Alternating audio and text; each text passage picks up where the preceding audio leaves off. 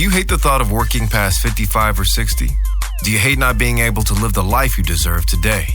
Do you hate not knowing what your financial future looks like? It's time to stop doing what you hate. Here's your host, Mr. Harold Green. Hello, everyone. This is Harold Green of Bright Tree Financial Group, and it is time to stop doing what you hate. How are you today? Hope you are having a fantastic day. It's Memorial Day for me, and decided to get up a little bit early. Not too early, but just, to me today, I kind of slept in. So for the average person, it's called getting up early. But for me, it was kind of like I slept in a little bit.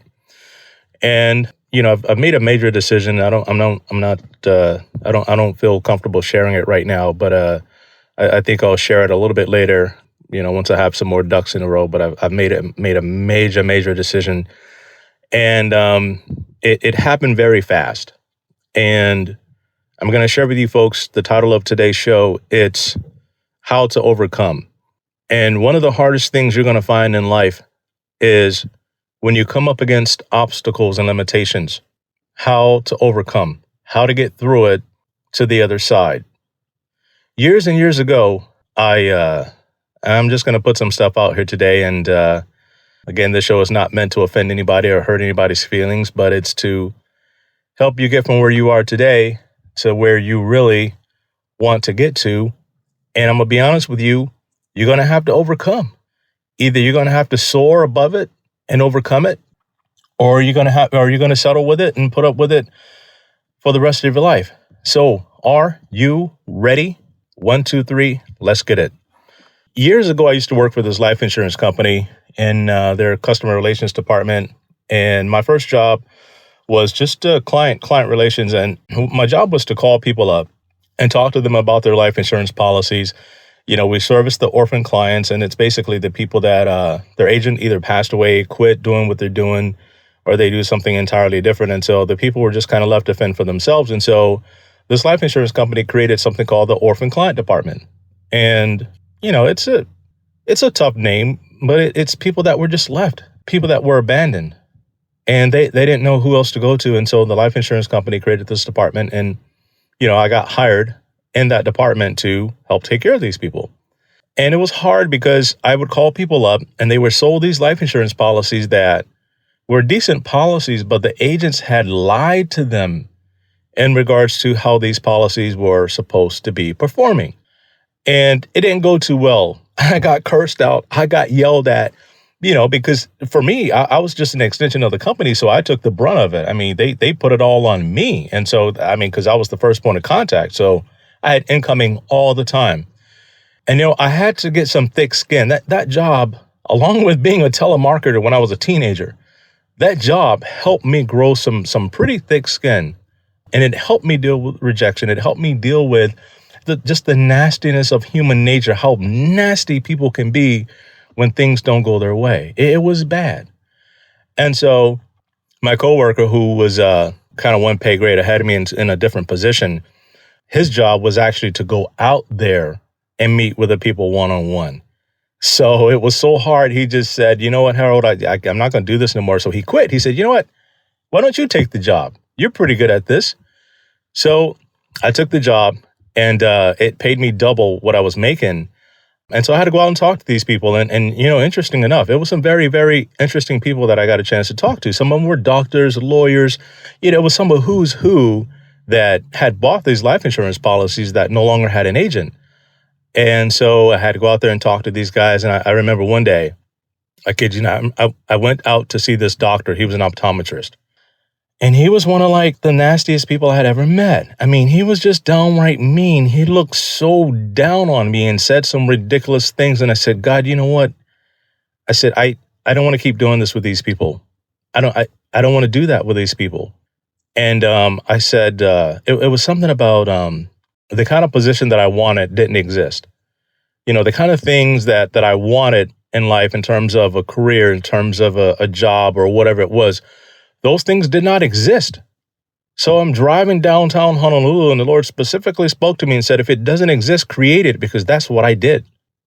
And that thing hit me like a ton of bricks. If it does not exist, created.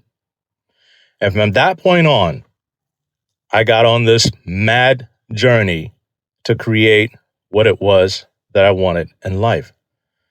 But it didn't come without any obstacles or limitations. I can tell you that for sure. I had plenty of obstacles and plenty of limitations. And so one of the things that I started doing was I started coming out with these positive confessions. You guys call them affirmations or whatever you might want to call them, brainwashing techniques or whatever. So one of the ones I wrote down on my paper is, because I trust in the Lord, He causes me to soar and overcome all obstacles and limitations. And that has been one of my mantras for a very long time. Every time I come up against some kind of situation, I go back to that over and over and over again. And what it does is it does a couple of things for me. Number one, it helps me understand that there is a path forward. There is a path forward. There's a way over this. I just can't figure it out right now. I can't see it right now. But because of this thing that I say to myself over and over and over again, guess what my mind begins to do? My mind begins to figure a way out. Now, sometimes it doesn't line up with how I feel. And I'm going to tell you that straight up. Sometimes the answer to your problem to overcome is not a comfortable one. You may hurt some people's feelings. You may make some people upset with you. But the question is simply this: do you want to be an overcomer or an underwhelmer? You can either be an overcomer or an underwhelmer. And what do I mean by that? It's basically a mindset, because it takes courage to overcome. It takes courage to overcome. Doesn't take any courage to be underwhelming. As a matter of fact, people who are underwhelming, a lot of times they don't have any courage. Why? It's just their makeup. It's just their mindset. It's just how they were created sometimes. Sometimes it's just who they are until they learn how to get that skill set and how to develop that skill set. It's not going to happen no matter how bad people want it. I think I was having a conversation with somebody the other day, and they were telling me about an obstacle in their life. And, it was just one of those things where I said, hey, here's how you overcome. I got a million reasons why. But. I said, well, why are you sharing the obstacle if you don't want the answer to overcome it? You can settle with that, and you can deal with that, and you can put up with that. And it's going to cost you mental anguish and unhappiness. And so either you take the suggestion and you overcome, or you constantly deal with the problem. You can overcome or you can underwhelm. And one of the recent things I had to deal with was a situation where it's a business situation, and basically every single year, because of rules and regulations and different things like that, we had to jump through so many different hoops, and we were at the beck and call of someone else because of rules and regulations. And if we didn't get this one thing done, my business could be practically shut down.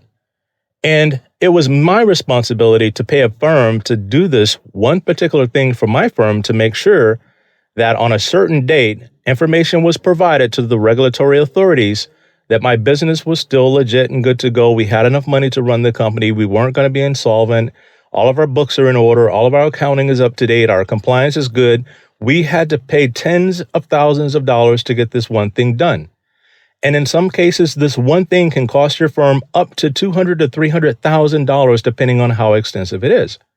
It is not cheap. Was it an obstacle? Yes. But I figured out a way to overcome the obstacle. And I'll share with you guys what that was later on down the road. Now, here's the thing about overcoming obstacles and challenges and limitations. The rewards are phenomenal. The rewards are multifaceted. There's more and more benefits than you can ever imagine when you come through and you overcome and you come out on the other side. But you're going to have courage in order to do so. Either you can overcome or you can underwhelm. And I just wanted to share this with you guys today because I know there's so many people that are facing a lot of different challenges right now.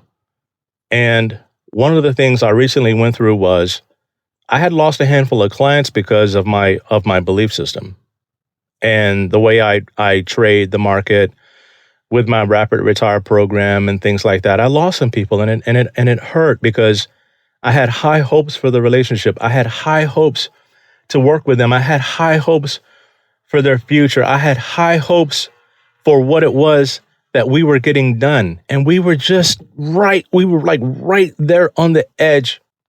And they threw in the towel on me. And they threw in the towel on the program. They threw in the towel on the process. And one of the things about overcoming and achieving super amazing results is sometimes you got to just hang in there and not let go of the rope. You got to hang on to the rope, even though you got blisters on your hands and it doesn't feel good.